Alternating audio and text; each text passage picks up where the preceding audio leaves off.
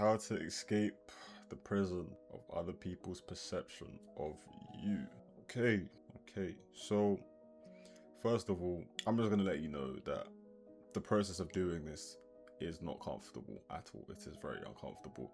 And the reason why is because you first have to understand that people have social contracts, right?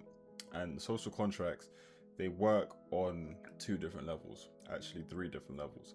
So, the first level is within the realm of evolutionary psychology. So, when we were quote unquote cavemen or Neanderthals or whatever, we needed to stay in tribes to survive, right? Because obviously, if you weren't in the tribe, that meant you were, you were prominent to way more dangers. I don't know if prominent is the right word. I'm not sure if I'm using that in the right context. But basically, it was way riskier to be without a tribe than to be with one. Because one, you'd have no one to protect yourself while you're sleeping. Two, if you didn't know how to hunt, you basically had no food to eat, etc., etc. Like the list goes on. It's pretty self-explanatory as to why that would be disadvantageous for you. Now, moving on, in today's modern world, due to the way that our brain has, progressed and grown, that is now attributed to you literally leaving your quote-unquote tribe within today's modern society. And the modern equivalent of that is literally just being cut off by friends, being cut off by family members, or not receiving that same approval you once received. Now, within the next realm of things, we're talking about behavioral psychology.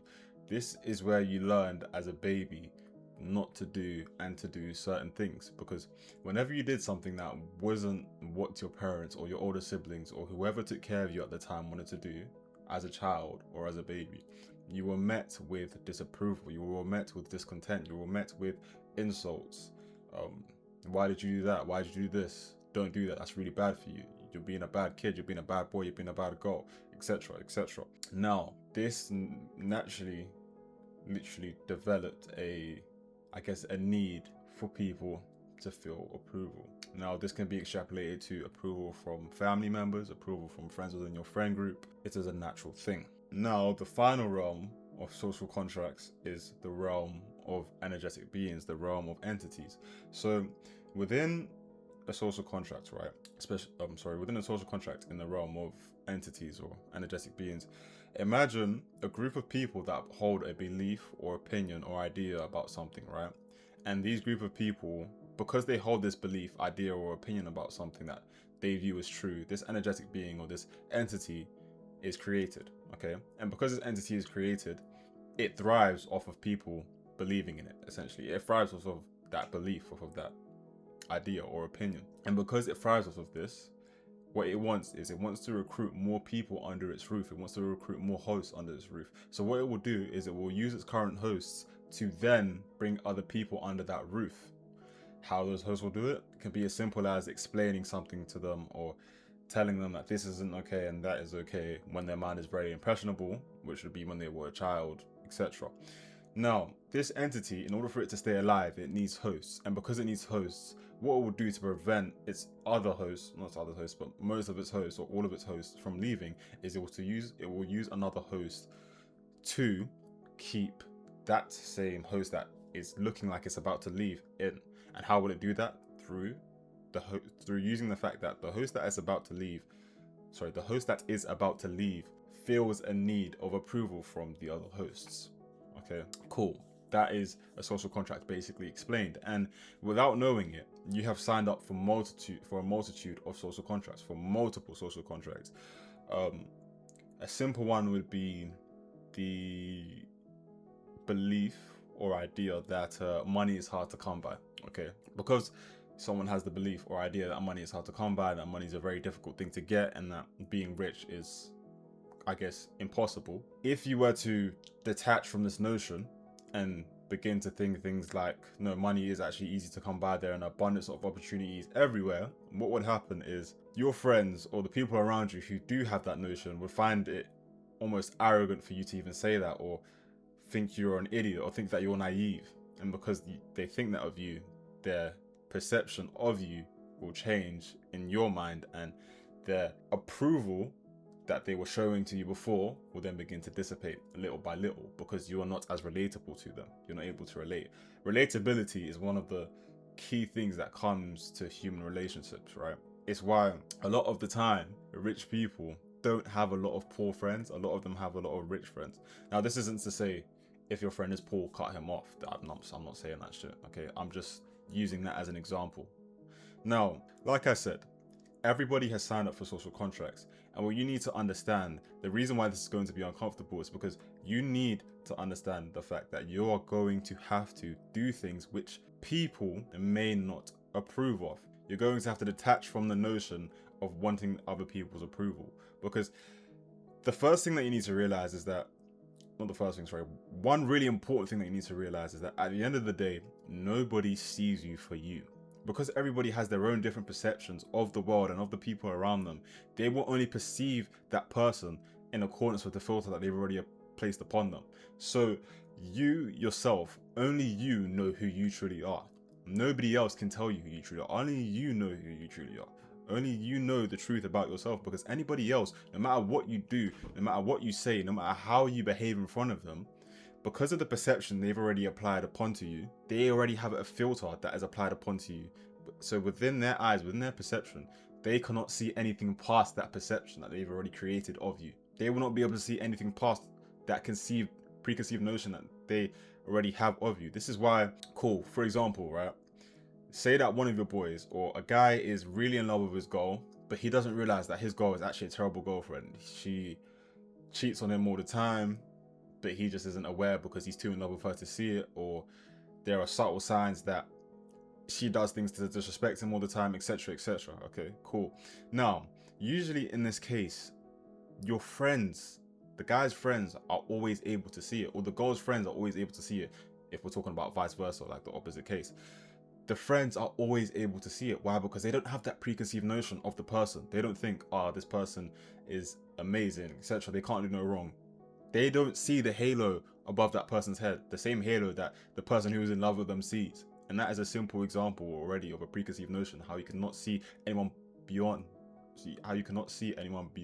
the preconceived perception you already have of them. Now, knowing this alone, this should tell you enough. This should tell you that, okay, so what's even the fucking point of caring about what anybody thinks about me? Because at the end of the day, nobody's ever going to be able to see me for me except me. And when I say nobody, I mean nobody. I mean, your parents aren't going to be able to see you for you. Your siblings aren't going to be able to see you for you. Your son isn't going to be able to see you for you. Your daughter isn't going to be able to see you for you. Your best friends aren't going to be able to see you for you. Only you will actually see you for you. Now, once you have come to this understanding, the next thing you can do is simply dissipate, or I guess get rid of, your need for a lack of approval your need for approval, your need for validation. Now, how you can do this is simply by reading the past chapters of your life and seeing where this need of validation or approval stemmed from, and abusing the fact that your subconscious mind cannot distinguish between imagination and reality and past or future. It only knows the present. Because your subconscious mind only knows past or future, because your subconscious mind only knows the present and not past or future, this means that every single memory you have is constantly replaying within your subconscious mind, because there was an emotional imprint upon that memory, but upon that experience being experienced. Your subconscious mind, due to the fact that it only sees the present, it only conceives the present, constantly outputs that information, it constantly outputs that data, that experience that it got, which is why within your life there are a multitude of hidden patterns that you haven't even realized are there. Now, without going off on a tangent, the main point behind this that I'm trying to say is that you can use the fact that your subconscious mind cannot distinguish between imagination and reality to rewrite whatever past memory you have, right? The past chapters of your life. This is why I say, and I've also made a video about this, the most important book to read is not Parallel Universes of Self, is not Think and Grow Rich, is not The Kabbalion, is not Neville Goddard, The Complete Reader. The most important book to read are the past chapters of your life, because the past chapters of your life literally give an explanation as to why you experience the things you experience today, as to why you have the habits that you have today. Now, like I said, we can rewrite past memories, okay? And the key here is just to simply find where this need of approval and validation stemmed from. Now, like I already said, when I explained the social contracts, I talked about it in the realm of behavioral psychology and how as a baby you were taught to do things and not to do things through being given approval and being given a lack of approval, right? And cool. So this is something that happened to you as a kid. But at the end of the day, as a baby, if you were a baby, unless you have a photographic memory, chances are you probably don't remember that. So what we're gonna do here, the key here is to just look within the past chapters of your life and go to secondary school or go to primary school. For Americans, I think that's like middle school and high school, I'm pretty sure. But yeah, go to secondary school, primary school. Just think back to any moments that may have happened within your life, which may have stemmed from friends, family members, just anyone who took care of you or anyone who you were close to, right? And because of that one thing, because of that one event, you then developed a need of validation and approval from other people. Now, a need of validation and approval doesn't just branch out to like I don't know, Instagram likes or how do I think about this? How do I say this? You know what? The example flew out of my head. It doesn't matter. Anyway, what I was originally intending to say is that a need of validation and approval can literally be reasons behind a lot of things. For example, it can be the reason behind why you can't stop gooning. It could be the reason why behind you're hypersexual, all right? Because a lot of the time people just dumb these things down to, oh, I just want to do this or I just want to do that. But the truth is, the reason why you are the way you are is because of how you were raised as a child. Now, moving on. After you have discovered whatever memory it is or whatever event it was that caused you to be the way that you are now, caused you to experience the things that you experience now, obviously we're talking about in the realm of having a need of validation or approval. The simple thing to do is to have that validation or approval internally, to give it to yourself before the world gives it to you. Because if you give it to yourself before the world gives it to you, you're not going to want it anymore. And as a result of not wanting it anymore, you are going to have it. Because the truth is, if you think about it this way, between you and your wants, there is a gap, right? And imagine in this gap, we're going to label it importance. This gap, right? This energy, this block within this gap is important, because the more importance you place upon something, the more difficult it is to get. Now, if we extrapolate this to just life in general, think about it this way. That girl or that one nigga that you always wanted, that you wanted the most, is always the one that is either the hardest to get or is the one that's just always taking a piss, the one that doesn't take you seriously, etc. But that one girl or that one nigga who you barely care about is the one that will do so much for you. They'll buy you flowers, they'll buy you gifts, they will talk to you all the time, but you don't really care for that person like that. Now, from a perspective of psychology, you can just say it's just human nature and human tendencies and the human tendency to always want something that we can't have. But from a level of higher thinking, from a perspective where you're applying metaphysics, you are simply applying too much importance to the thing that it is that you want, which is why there is a big gap or a big obstacle between you and the desire. So in order for you to collapse that, you collapse the importance behind it. Because if you think about it this way, right, the things that you even have, right, for example, those shoes, right, those Jordans, those red Jordans you see there, I wanted those Jordans. I think I got them when I was in, I can't remember, I think year 10. Yeah, pretty sure year 10. For reference, year 10 is like ages 14 to 15. I am currently 19. So yeah, I got them about 4 years ago.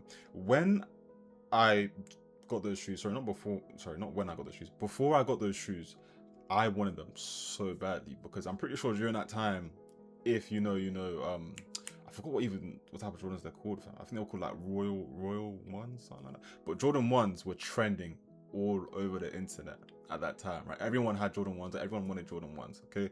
And now me being the silly little impressionable teenager that I was, also wanted Jordan 1s because everybody else wanted Jordan 1s. No, so before I got those Jordan 1s, I wanted them bears, and my older brother got them for me, okay? I think.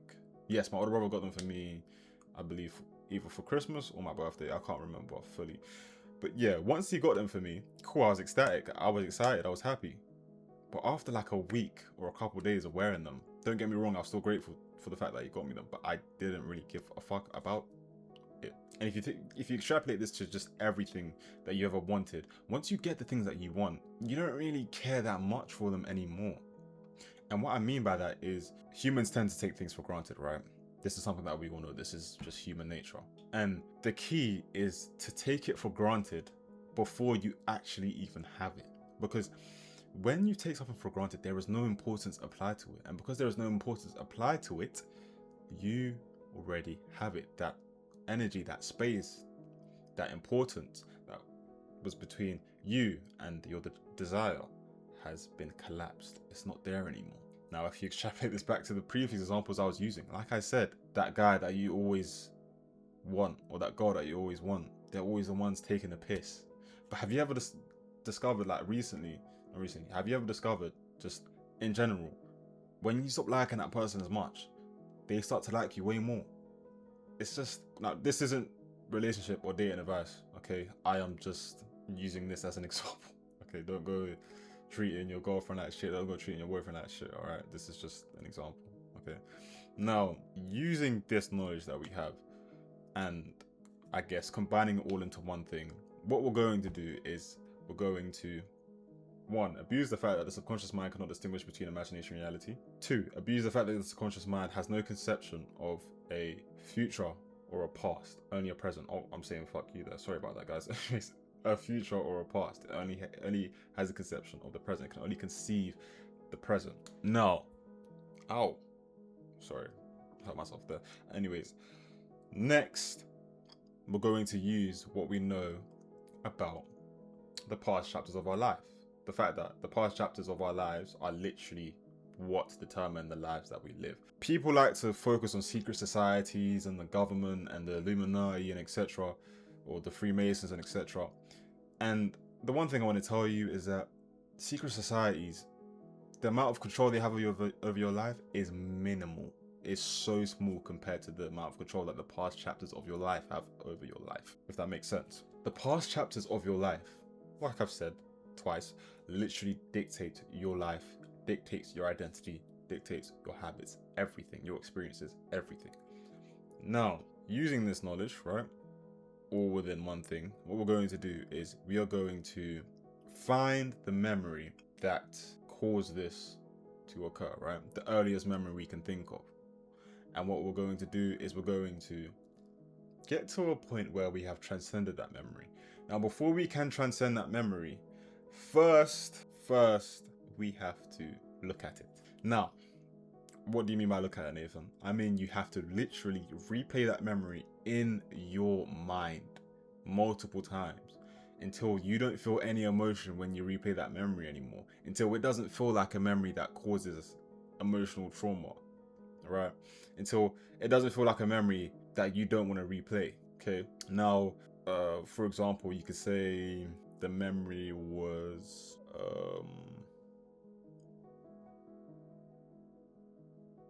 okay, cool. You can say the memory was bullying, right? You were getting bullied because you didn't act a certain way or because you didn't move a certain way. And because of this, you changed yourself, changed who you were, and started to, I guess, acclimate or adjust to being similar to the people that were bullying you so they wouldn't bully you anymore, and so that you would start to gain their approval and their validation. Now, imagine it this way, cool? Not even imagine it this way, just imagine it, right? And you want to do this while you're in a relaxed state because, like I've already said multiple times before, the theta state is the state where your brain is most impressionable, okay? And your brain has 4 different brainwave states. It has beta, alpha, theta, delta. Beta is when you're wide awake. Alpha is when you're slightly relaxed or in a slightly meditative state. Theta is when you're deeply relaxed or in a deeply meditative state, and delta is when you're asleep, okay? Theta is the bridge between being conscious and being asleep. When you're in the theta state, the gateway to your subconscious mind is open, okay? Now, this is why you want to relax. So, either lay in this bed, as you see there's a bed behind me, or sit on a chair, like the chair that I'm sitting on, and close your eyes and simply just relax. Don't overthink it. Don't think that you need to, I don't know, feel some sort of, I don't know, woo-woo something to just relax, okay? Relax, and then as you're relaxing, while you're relaxing, when you relax, then you're in that relaxed state, then begin to shift into that visualization, into that imaginative reality where you're imagining the thing that was happening to you, okay, or the thing that occurred, the experience that you disliked. And what you're going to do is you're going to keep imagining that experience until that experience doesn't hurt you that much emotionally anymore, till that experience, there's a sense of neutrality towards it, a sense of acceptance even. Now, once you are feeling in a neutral, calm, relaxed state / manner, what you want to do is begin to move from a point of neutrality to a point of positivity. Now, how you can do this is there are two ways you can do it. The first way you can do it is by simply reframing your perspective on the situation. In this example, you could say that due to the fact that those guys were insecure, or those other students were insecure and they bullied you at school or whatever because you were different, is because they didn't have the balls to be different, right? And you had the balls to be different. So you can reframe it in that perspective, or you can completely transform it. And what I mean by transform it is, instead of those guys ridiculing you and making fun of you for it, you can make it so that they praised you. You're like, oh shit, that thing you're doing was actually, the thing you're doing is actually different. It's actually kind of cool. I rate it. It's actually kind of calm. I rate it, whatever, etc. Now, there we go. Oh shit, my camera's gone. How the fuck did I do that? Was it my hair? I think it was. All right, we're back now. Anyway, now that is a simple way to completely reframe that memory. Now, as you do this, you're going to start to realize that because you're internally shifting to a point where you are no longer dependent upon seeing it in your external reality, you're going to be collapsing that importance. Because the more you see it internally, the less you'll need to see it externally. Because, like I said, the subconscious mind cannot differentiate between imagination and reality, which is why, say you were thinking of someone, right? Think of someone who you love a lot, right? Someone who you have genuine feelings for, right? Could be someone in a relationship, could be your family member, could be a great friend of yours. Just do that for a couple minutes. Pause it and do it for like a couple seconds, 30 seconds, a minute, however long you need to actually start to feel those emotions. Now that you've done that, I want you to imagine that person's grave right in front of you. I want you to imagine that person dead at your feet. It's really not pleasant, is it? It is really not pleasant. There you go. There's the proof that your subconscious mind cannot distinguish between imagination and reality. Sorry I had to do that to you. I just had to let you know. Because there's a difference between tasting the strawberry and actually there's a difference between hearing about the way the strawberry tastes and tasting the strawberry. There's a big difference between them. Now, moving on. Cool. We've transformed this memory.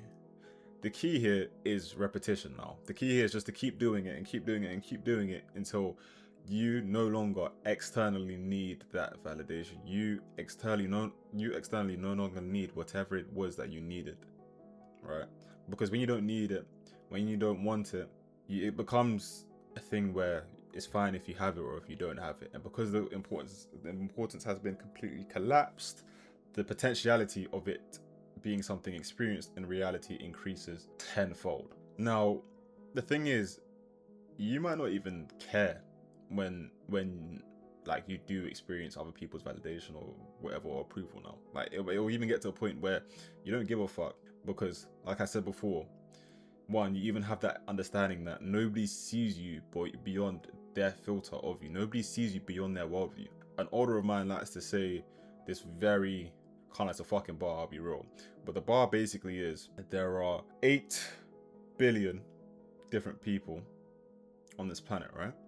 So therefore, there are 8 billion different worlds, but there is one singular planet. And what he means by that is, obviously there's one singular planet, but because of the different 8 billion people, the different perceptions, the different worldviews, the different beliefs, the different attitudes, the different focuses, everybody lives in their own separate world. Yeah, sure, a lot of the world is very similar, but at the end of the day, everybody still lives in a different world based upon their current perceptions. It might differ only a little bit, it might differ a lot. But yeah, you need to understand that there is literally no point. Break those shackles. There is no point caring about what other people are going to think about you, because at the end of the day, nobody will ever be able to see you for you except yourself. And that is really it for today's video. yeah, I will see you guys later. Goodbye.